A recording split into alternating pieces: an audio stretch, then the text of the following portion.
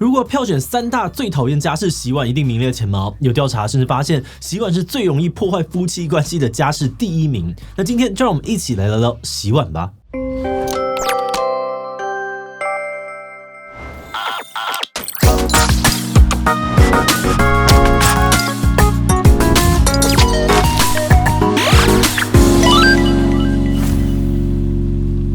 Hello， 大家好，我是志奇。洗碗对于很多人来说都是很痛苦的任务。工作一整天，回家吃完饭正想要耍废，看到前面一堆脏兮兮的锅碗瓢盆就心累。尤其是那种油腻腻又难刷的锅子，怎么刷都刷不干净。有的时候真的是会越刷越生气。而因为这些状况，我们就很好奇，那到底要怎么样洗碗才能够让碗盘轻轻松松的变干净呢？最科学的洗碗方式是什么？坊间各种洗米水啊、酵素之类的洗碗秘方真的有用吗？今天就让我们一起来聊聊洗碗的科学，让你学会把碗盘变干净的魔法吧。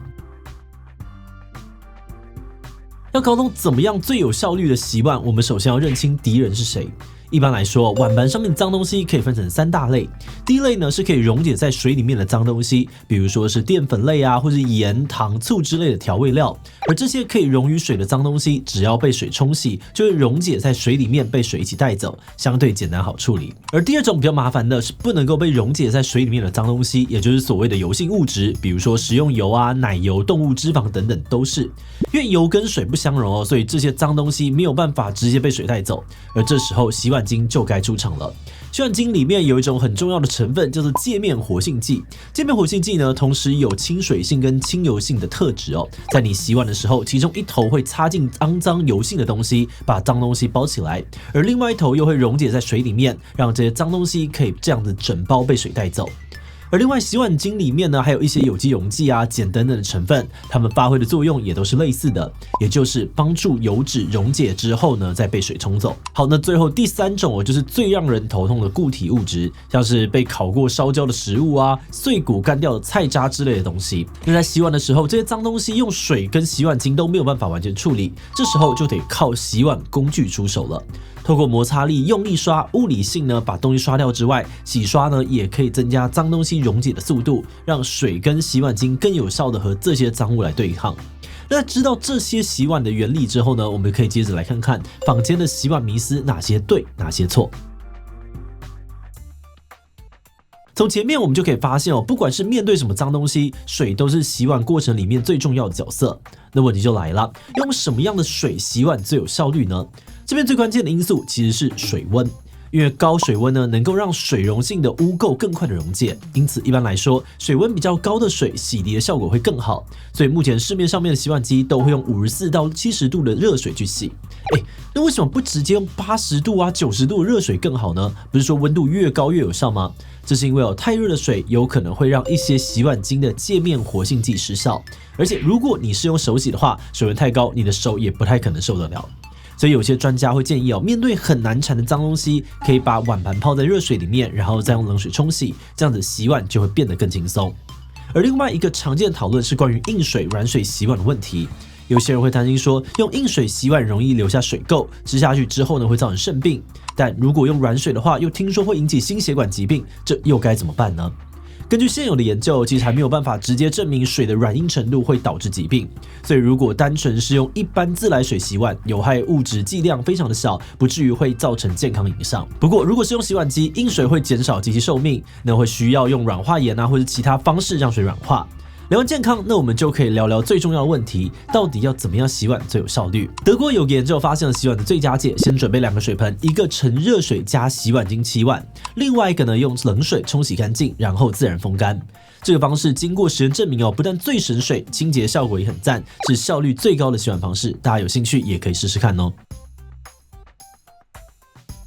那说完了水，接着让我们来看看第2个主角——洗碗精。在2016年的时候，台大有一项调查发现，市面贩售的洗碗精过半出现甲醛超标的问题。误食的话，恐怕会引起口鼻刺激、致癌、免疫力下降，甚至有导致孕妇流产、畸胎的风险。那为什么洗碗精里面会有这么多危险的东西呢？根据专家的说法，大部分的洗碗精不会故意加甲醛在里面，但有些厂牌使用的防腐剂在溶解之后可能会释放出甲醛。虽然是这个样子但因为甲醛在洗碗精里面释放的剂量比较小，一般人也不会直接吃下去，所以通常不会带来太明显的危害。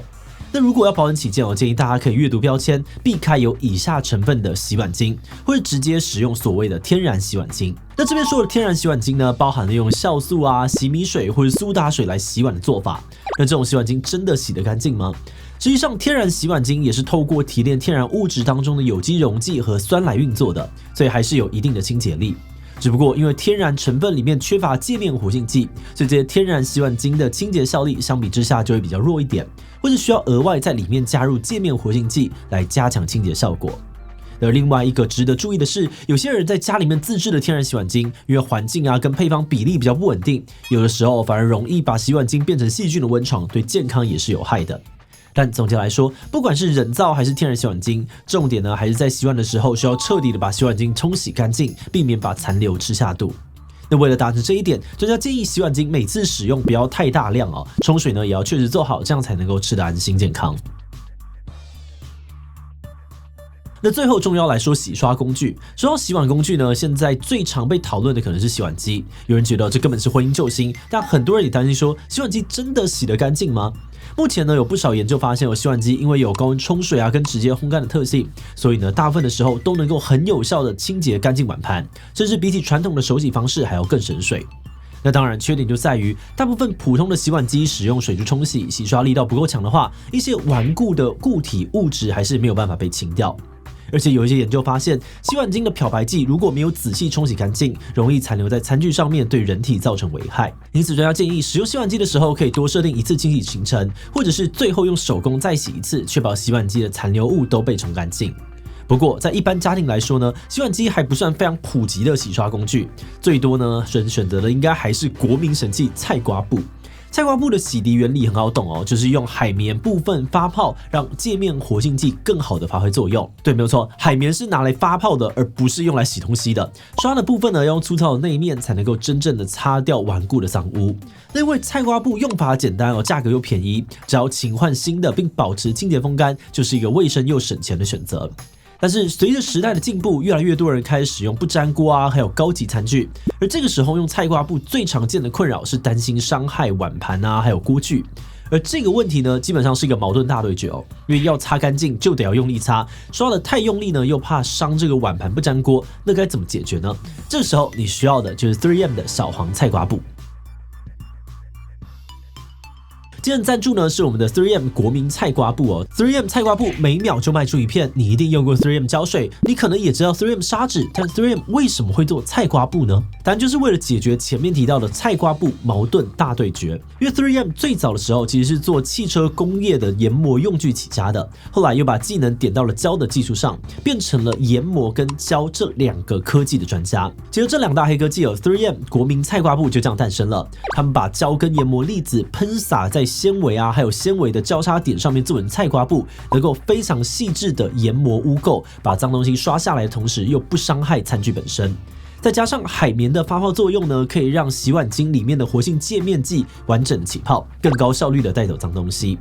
那像是这一款小黄菜瓜布哦，就是 3M 专门打造来清洁细致餐具跟不粘锅的产品。它有3大优点，首先是里面不包含金刚砂，你洗不粘锅的时候不需要再用小绿菜瓜布的背面小心翼翼的刷。小黄菜瓜布加细致的纤维跟研磨粒子呢，可以让你在不刮伤锅具的情况之下，轻轻松松的刷掉脏东西。而除了不粘锅之外呢，其他细致的餐具杯子也都可以用小黄菜瓜布安全清洁，陶瓷啊、玻璃甚至气球都没有问题。另外，用菜瓜布呢也很怕上面产生异味，所以小黄菜瓜布呢也添加了抗菌配方，一定程度的减少怪怪的味道。最后 3M 菜瓜布的形状都经过好握型设计，可以增加施力，帮你清除了去除餐盘污垢。目前 3M 菜瓜布呢共分为2种，第一种小黄菜瓜布适合细致餐具，第二种大家熟悉的小绿菜瓜布，里面包含金刚砂，可以有效的刮除污垢，适合用在炉具啊还有锅具上面。不同餐具使用不同的工具，赶快点击资讯栏了解更多的资讯，让洗碗更方便简单吧。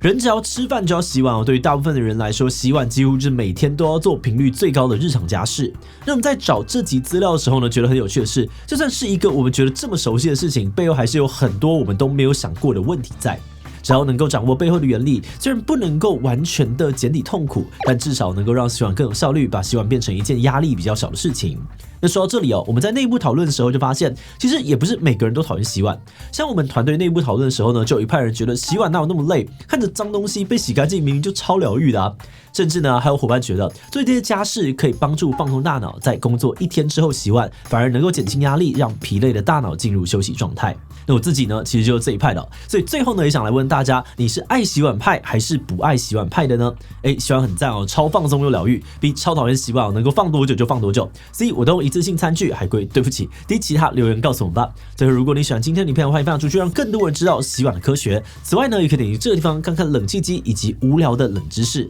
那么今天的这一期就到这边告一段落，我们就明晚再见喽。